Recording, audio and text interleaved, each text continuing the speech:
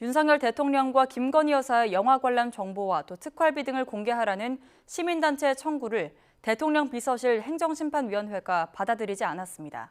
대통령 동선 관련 정보가 공개되면 국가 안보와 경호상 문제를 초래할 수 있다는 이유를 들었습니다. 박소정 기자가 보도합니다.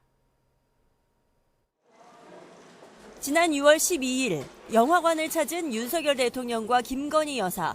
관객들 사이에서 팝콘도 먹으며 영화를 보는 모습이 화제였습니다. 대통령으로서가 아니라 한 시민의 모습을 저도 좀 가져야 되지 않겠습니까?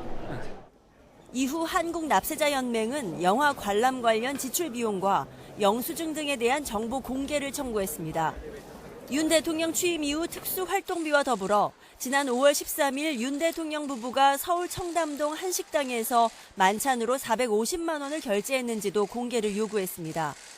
문재인 정부 때도 특활비와 김정숙 여사 옷값 관련 정보 공개를 청구한 단체인데 세금이 집행되는 정보는 투명하게 공개돼야 한다는 이유를 들었습니다. 하지만 새 정부 들어 처음 개최한 대통령 비서실 행정심판위원회, 이 단체의 청구를 기각했습니다. 대통령 동선과 관련한 영수증 등이 공개되면 수행원 규모나 이동 경로가 노출돼 국가 안보와 경호상 문제를 초래할 수 있다고 우려했습니다. 또 전직 대통령 특활비 정보 공개 소송에 항소심이 진행 중인 만큼 상급심 판결에 따라 통일된 기준을 정해 결정할 필요가 있다고 설명했습니다.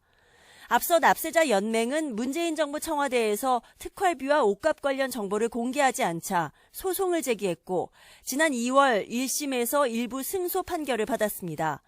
당시 정부의 항소로 현재 2심이 진행되고 있습니다. 납세자 연맹은 이번에도 행정소송을 제기한다는 방침입니다.